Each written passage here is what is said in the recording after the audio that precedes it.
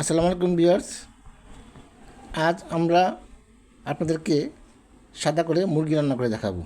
এই জন্য আমরা দুটি মিডিয়াম সাইজের সোনালী মুরগি নিয়ে নিয়েছি, ভালো করে কেটে ধুয়ে নিয়েছি। 4-5টি আলু 4 টুকরো করে কেটে ধুয়ে নিয়েছি। এর মধ্যে আমরা এখন মশলাগুলি মিশিয়ে নিব।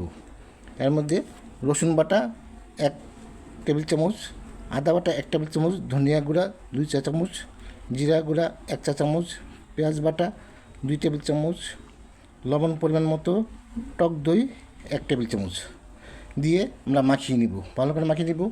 পাশে একটি চুলোয় প্যান চাপিয়ে দিয়ে এতে 1 কাপ পরিমাণ তেল এবং 1 কাপ পরিমাণ পেঁয়াজ কুচি দিয়ে প্রয়োজন পরিমাণ গরম মশলাও দিয়ে দিব। এগুলি দিয়ে আমরা নেড়ে চেড়ে পেঁয়াজগুলো একটু বাদামি কালার হয়ে আসলে পরে মাখানো মাংসগুলো এতে আমরা ঢেলে দিব। ভিউয়ার্স, মাখানো মাংসগুলি ঢেলে দেওয়া হলো। এখন একটু নেড়ে চেড়ে ঢেকে দিব। ঢাকনা উঠিয়ে এখন ভালো করে নেড়ে চেড়ে কষিয়ে নিতে হবে। এই জন্য আমরা একটু সময় নিয়ে কষিয়ে নিব, এতে মুরগির স্বাদটা ভালো হয়। একটু চুলোর আঁচটা মিডিয়াম আঁচ দিয়ে দিব। ভিউয়ার্স, আমাদের এই ভিডিওটি যদি আপনাদের ভালো লেগে থাকে তাহলে অবশ্যই আমাদের ফেসবুক পেজকে লাইক, কমেন্টস এবং শেয়ার দেবেন। এবং আমরা এখন ঢেকে দিব।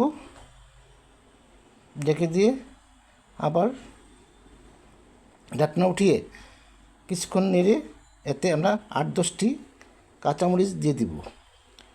কাঁচামরিচ দেওয়ার পর নেড়ে চেড়ে এতে আবার আমরা প্রায় 1 কাপ ঘন দুধ দিয়ে দিব।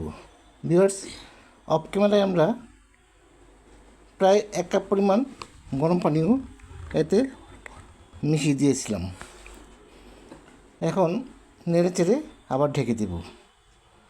ঢেকে দেওয়ার পর আমরা কিছুক্ষণ অপেক্ষা করব। ঢাকনা ওঠানো হলে পরে আমরা এতে 1 টেবিল চামচ পরিমাণ ঘি দিয়ে মিশিয়ে দিব।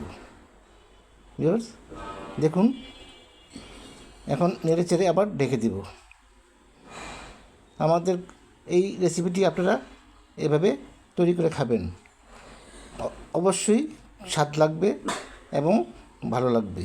দেখুন কি সুন্দর, সাদা কোরমার মতোই অনেকটা সুন্দর একটা মুরগির রেসিপি।